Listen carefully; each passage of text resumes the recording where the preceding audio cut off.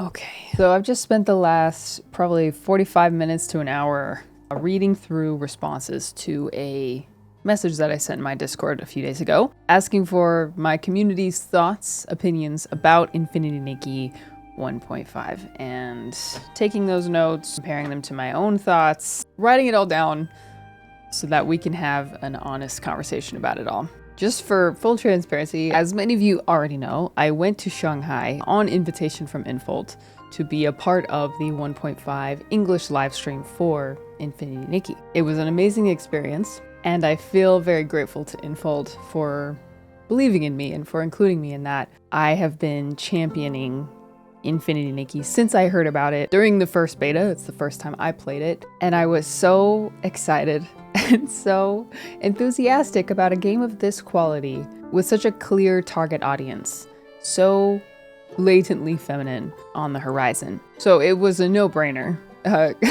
accepting the invitation to go. And I sit here now, still grateful, still loving Infinity Nikki, but also deeply disappointed and discouraged.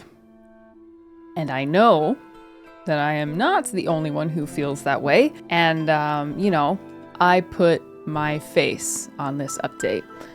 I put my seal of approval on this update. And I feel that it is important that I be honest with you now about how I feel about the changes and the issues with Infinity Nikki 1.5. I'm not the first person to say these things. This is not at all going to be comprehensive because there's so many different angles to this. And Infold themselves have acknowledged the problems, written an apology letter, but as of today, it's May 4th at the time of recording this, it's been 7 days since the game released. And while there are bug fixes rolling out every day, the game is still so broken. And it's so disappointing to say that.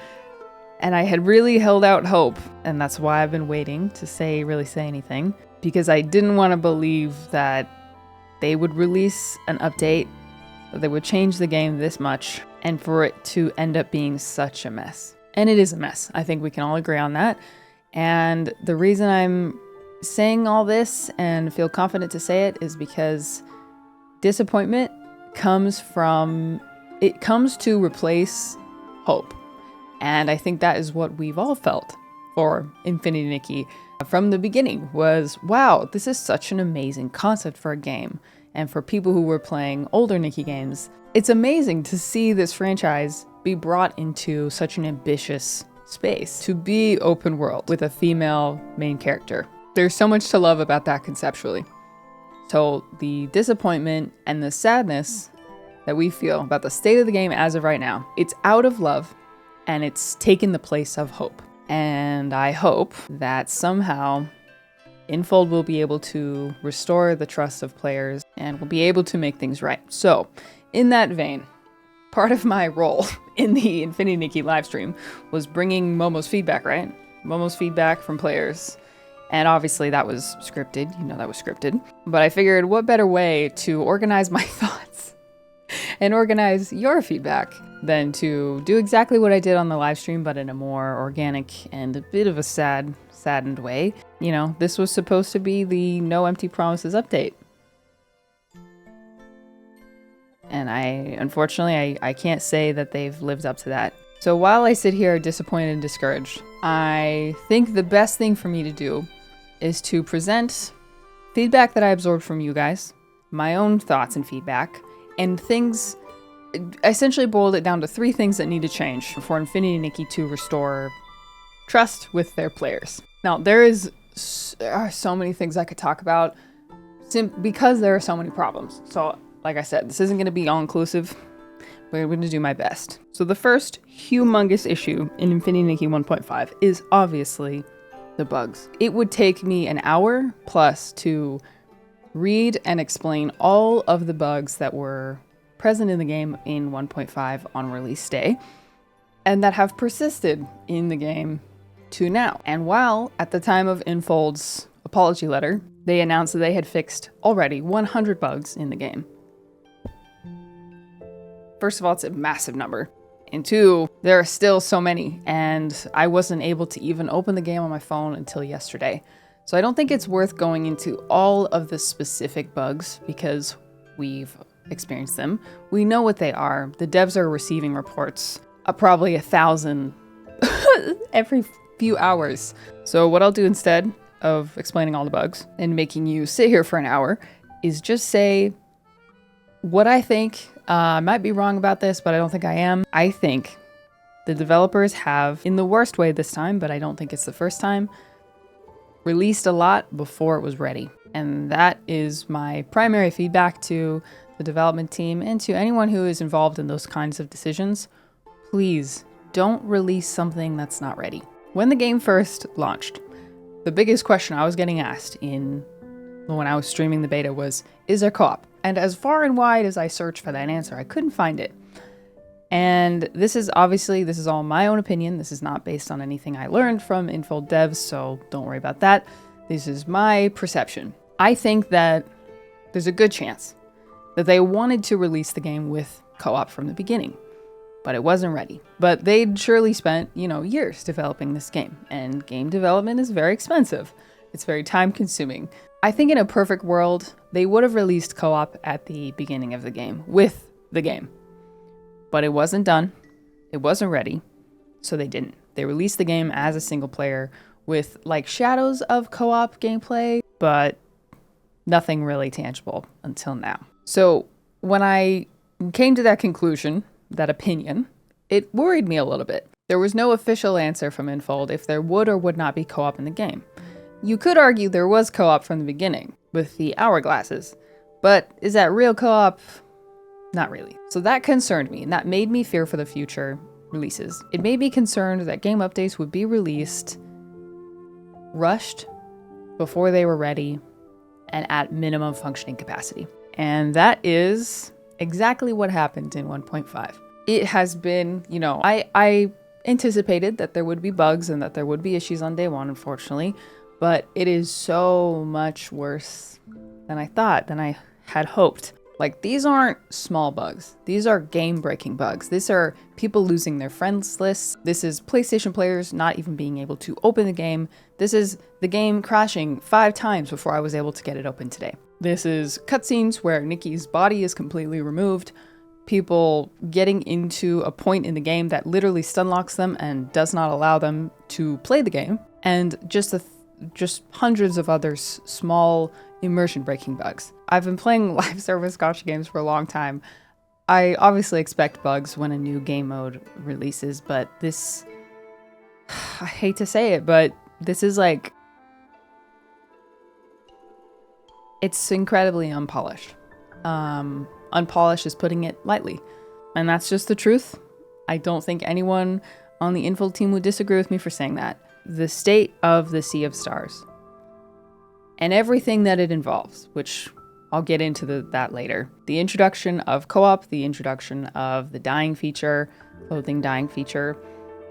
I think all of that mess and that entanglement is a result of poor planning and features of the game being released too early. Simple question, why is the clothing dyeing feature not in Stoneville, where the clothing dye workshop is? The Sea of Stars is so sentimental to long-term players. It is integral to the story. It connects the Nikki universe. The Sea of Stars dress is incredibly meaningful for long-term players. But you run around, especially the first few days, you're running around the Sea of Stars and you're hopeful. You're seeing shadows of other Nikkis running around. But you can't really co-op with anyone. You can try, but it breaks constantly. You try to invite your friends and they're just stuck. They're mobile. None of the functions are working. It's also very vacant. At any given time, you're only going to see maybe 2, maybe up to 5 Nikkis at one time. And it feels sad. It feels very empty. I wanted the Sea of Stars to feel kind of bustling and busy if we're all there and we're all excited. This is like an MMO component. So there's a certain amount of servers where you can see other active players at that time. But to only see that few, it feels lonely and it feels kind of sad. One of the dailies sometimes is using the seesaw. Both times it's popped up, I've run over, I've sat down on the seesaw, I've looked around, and I haven't seen any other players. And then I got up and, you know, checked off my little box, and that was it. I don't think that's how they wanted it to feel, but that's how it does feel. That is the state that the Sea of Stars was in when they released the game. Like, it was, I think the Sea of Stars, you know, I think the reason they invested so much into the marketing of this patch is because the Sea of Stars is such a big deal. And it was released in combination with the bubble season, which is like our normal patch content. But it's broken, which I think brings me pretty easily to my second thing that I think needs to get fixed. And the thing that players are arguably most upset about is the story retcon. I didn't really realize this when I played it initially. The intro, beautiful as it was, thank God my PC was even able to run it, was erasing the whole first sequence where we're in the attic with Momo and we see the red dress and we're sucked down into Mirrorland where we meet Ina the curator and we learn about the ability outfits, right? And the abilities, that's essentially the tutorial. I didn't realize that all of that was just gone. Just poof. And the more I think about it, honestly, I'm still a little confused about like how this is supposed to substitute for new players. I can't imagine it would be very overwhelming. When Nikki and the seer are talking, they're bringing up Ina, the curator. They're bringing up Giovanni. But if the player is opening the game for the first time, they're not going to know who those people are. You know, it's not going to mean anything to them. Versus long-term players are reading that like, oh, okay, well, this makes sense, but now you're telling me that in this version of the story that never happened?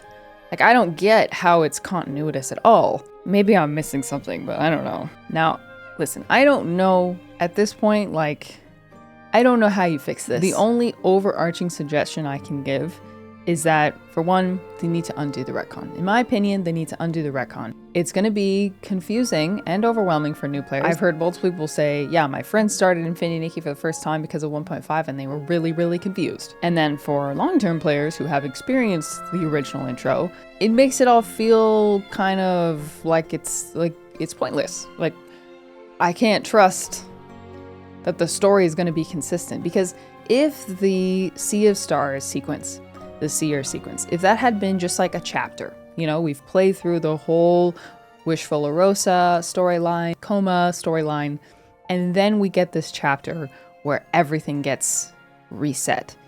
That makes sense to me. You can do that, I think. But again, I think the problem is that this sequence is tied to the Sea of Stars. And now, because of the fact that the clothing dyeing feature is there, the co-op, you're supposed to be introduced to co-op there, it's kind of like integrated and it's like linked to a tutorial for the game. So now it's all messed up. It's all messed up, and it's tough because as beautiful and honestly moving as that introduction was, I didn't realize what I was losing in its stead. Can I also point out it's a little weird to have feature 5-star outfits in a permanent intro? Like, having a miracle outfit, like the red miracle outfit, at the beginning of the game and not having it be available to players, that's understandable, because if it's a miracle outfit, that means we're going to get it eventually. But to have the mermaid outfit and the phoenix outfit shown and essentially advertised in the introduction of the game, but for future players, it's not going to be available, that feels very short-sighted. All of this feels very short-sighted. The concept of a time reset in Mirrorland, I'm not opposed to that idea. I don't think most players are. I didn't think that meant a retcon of the original story. I thought it would still all be sequential, because you can have a time reset. Like, you can have that be a part of the story that players experience without it being go back to the beginning and erase all of this good stuff with Ina, the curator. Like, I don't even understand how this Giovanni storyline fits in with this. I've tried to spend a while thinking about this, but that's really the only conclusion I can come to. And like, at this point, I'm concerned because I don't know if this is fixable, or to restore players' trust that the story isn't going to just be pulled out from underneath them. Like, literally pulled out from underneath them. Like, the whole intro that we played is not even part of the game anymore. That is a proper, like, wipe And that changes the game for future players, which is kind of brings me back to my previous point. Stop releasing things before they're ready. In a perfect world, yeah, it's great that we have the Sea of Stars outfit, the Miracle outfit, instantly farmable and accessible now. That's a great idea. But like, what's done is done. I think it was kind of too late to do that. So I'm going to be super honest here. I don't know exactly how to fix this, but players are upset. And I think they're rightfully upset. The players feel that they can't trust the writers. They can't trust the developers. And I think the way that they chose to roll out these changes to the game, not only are they broken, they're confusing, they are game changing. They are game changing, and I don't think it's in a good way. So the only suggestion I can give I'm going to give this humbly because I don't understand how game development works. It's not my area of expertise. I would take out the dying feature. I would remove that from the Sea of Stars, and I would put that in the Stoneville section. If you want to change the story, if you want to add like hey, when you get to Stoneville, that's when you access the dying feature. That's pretty early in the game for players. It's pretty early in the story. If you access that feature when you get to Stoneville, I think that makes sense. And you can go back, change that in the main quest story. And then for players who have already completed the Stoneville storyline, which is most of us, you can give us like hey, go back, here's a temporary quest to introduce this feature to you. And then the co-op. I don't think co-op needs to be introduced in the Sea of Stars. You know, since co-op is theoretically available in every area of Mirrorland, give us access to the Sea of Stars later. When we reach that point in the story, then give us the Sea of Stars. I think it's cool that specifically there we're able to see the shadows of other Nikkis. I think keep that the way it is and just give us access to the normal co-op feature at like mirror level 10 or mirror level 20 or something. And then just move all of the story related to the Sea of Stars. Just put that sequentially after the last main quest chapter, which would have been, well, actually, it might be nice to have that before we get access to the Silvergale Aria, which is a very overwhelming miracle outfit. So maybe after we finish the Wishful Rosa Coma quest, maybe that's when you give us this quest. And, you know, it would be cool.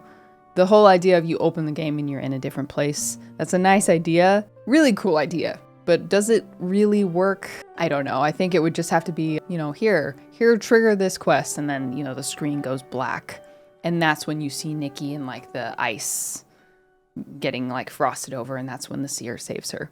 I think that makes more sense, and it doesn't remove the original story from the game.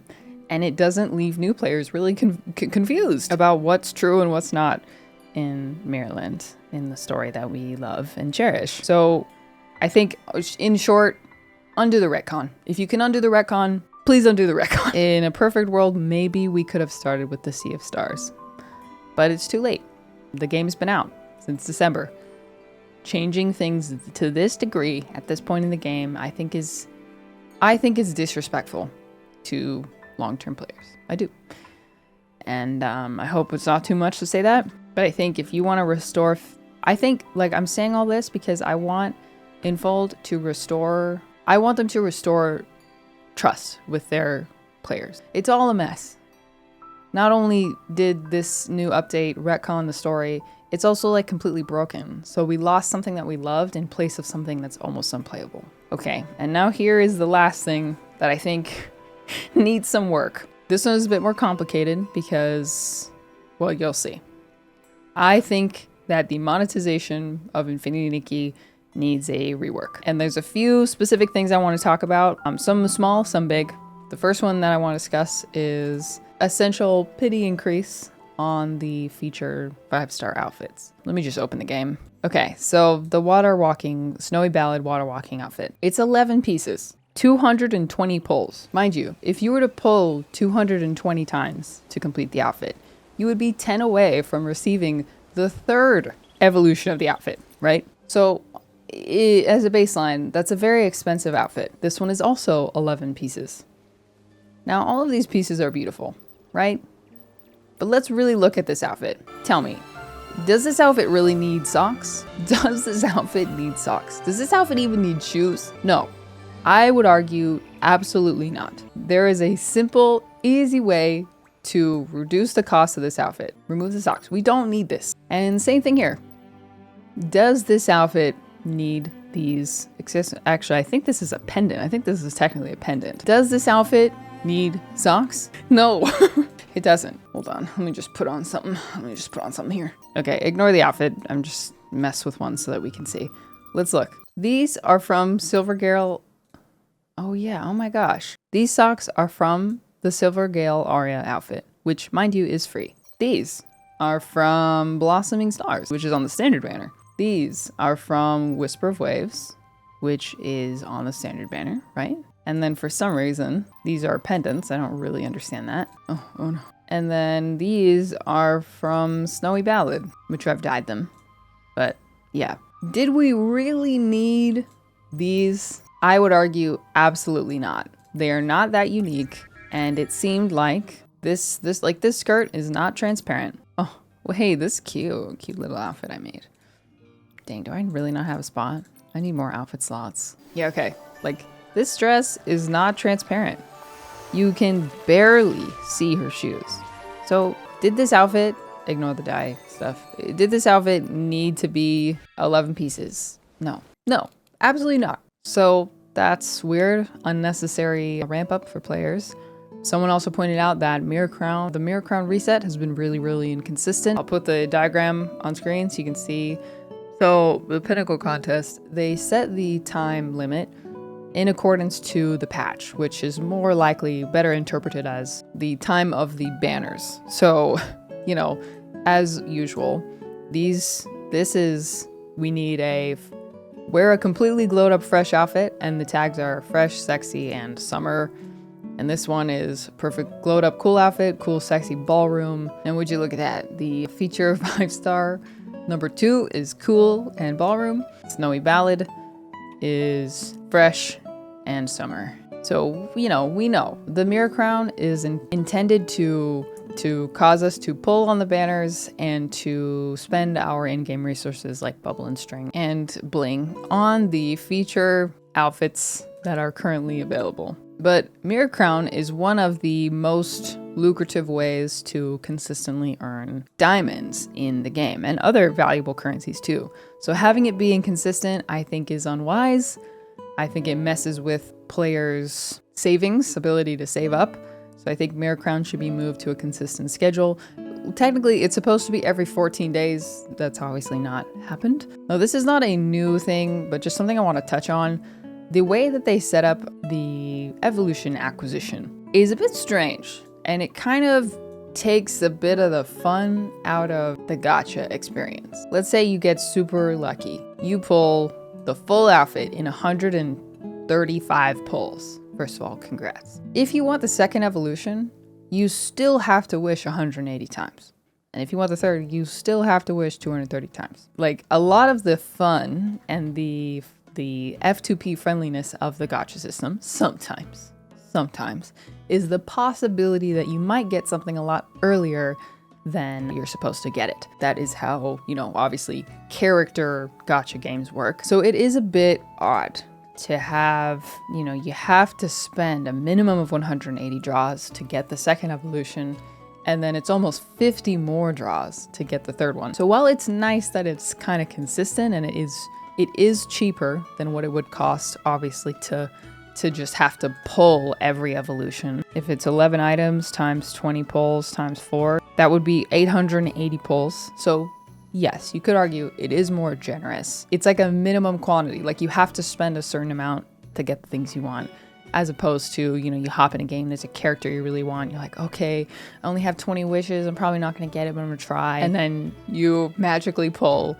the character in 10 pulls, and it's just like the best day ever, or you get like a double or multi. It just, this is not a new concept, but while we're on the subject of monetization, I do want to bring that up. Listen, I know gacha games have to make money. And the die system. Okay, gosh, where do I start with the die system?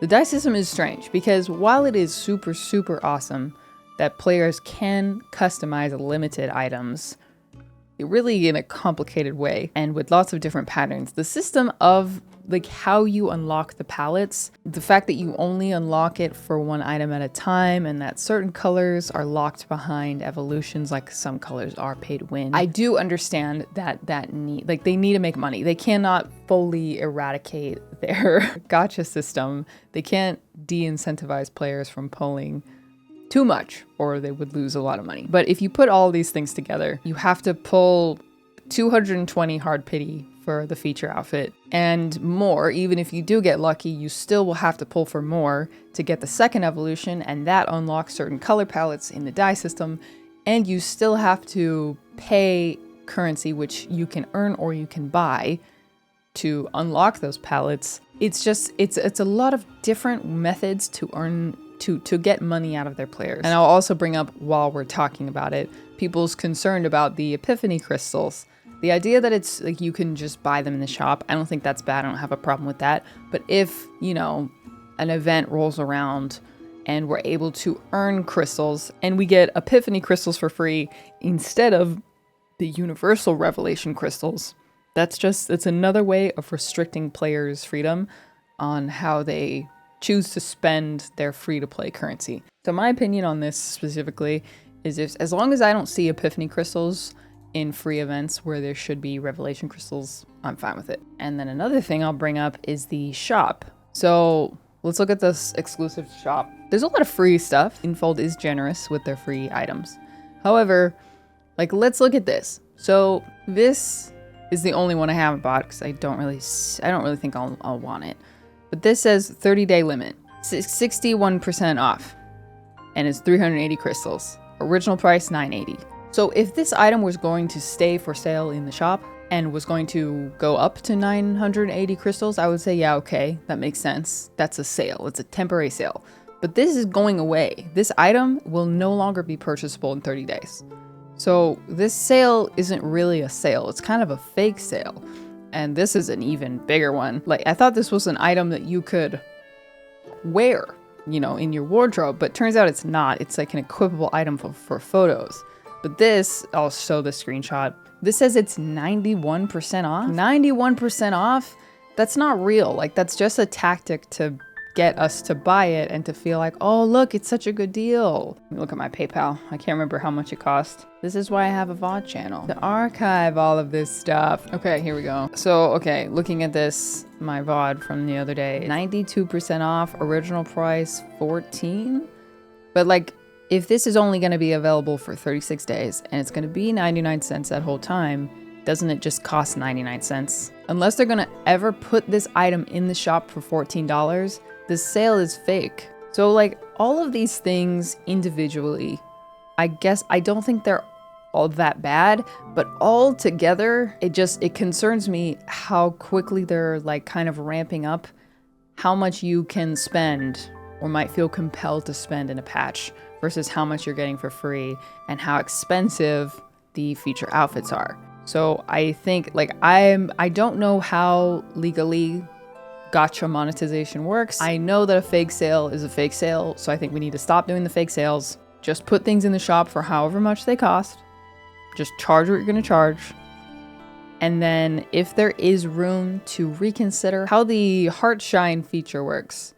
And the reason I ask, and I think it's more important now than ever, is because the Heartshine evolutions, the second and the third evolutions, are integral to how the dye system works and what colors you have access to with the dyeing feature. So it's all jumbled up now. It's all jumbled up. And even as I'm recording this, I'm not sure if I'm going to upload it.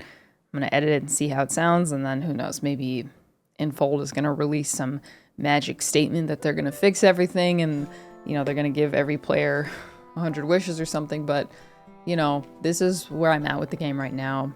And even after all of this, I will still say that what was attempted in Infinity Nikki 1.5 was incredibly ambitious. And the patches up until now have been polished. And a lot was attempted, but it's clear to me that they bit off more than they could chew and ended up releasing a patch that just wasn't ready. It wasn't ready, wasn't finished. This is a tough video to make, but I do want to make it because part of the role that I played in the 1.5 live stream was giving player feedback to Infold. So I want to do that now. Again, this was not comprehensive. Please feel free to leave your thoughts in the comments and let me know what else you would like to see changed, if anything. Obviously, specific bugs, please keep reporting them to Infold, and developers obviously are working to fix it. I make this video because I love this game. And my role as a content creator, you know, it ebbs and flows and changes, and sometimes I take breaks and I step away from live service games because it can be a bit intense sometimes. But this is a situation like I really am making this video because I love Infinity Nikki. And I want it to be good. I want it to be great. I want it to be remembered. I want it to be enjoyed and globally known. And I want players to be able to connect meaningfully over the game and inside the game. And I want them to recover from this. So I hope that it is received in the spirit in which it was presented, I suppose. And I hope things are better soon. I really, with all my heart, I hope that things are better soon. And in the meantime, I'm still enjoying the dying feature, even though it's pretty limited for me until I start spending my currency. I still think there's a lot of, you know, I'm still logging in every day and I'm collecting stuff to work on the Sea of Stars outfit. And I still have hope in spite of my disappointment. And I think a lot of players feel the same. So those are my thoughts. I'm sure I will think of a bunch of things as soon as I hit stop recording, but I will stop there and let you guys fill in the blanks and add more if you feel so inclined. So I hope that this, if you're watching this as a player, which obviously most of you are, I hope that this makes you feel a little better, that, you know, most content creators, you know, it's tough to decide what to say and when to say it, but I want to be an advocate for you guys as much as I can. We want the same things. We want the game to be good and we want it to be better and we want it to continue loving it. So I hope we hear from Infold very soon. I think it is Labor Day. I don't know exactly how that plays out. I'm sure a lot of people are working overtime right now, working crazy hours. So anyone who's actively working on the game, wish you lots of love and hope and good sleep. I guess we'll see. We'll see how the ball bounces in the next probably couple weeks. There's so much potential. There's so much potential. There's so many good things about this game. And we want the best for it now and forward. So, all right. Thank you for watching. I'll see you on the next one. Probably more Rivals content coming soon. Because that's what I've been playing the most. That's what I've been streaming the most. So I'll see you around. Otherwise, happy styling. Thanks for watching. Bye-bye.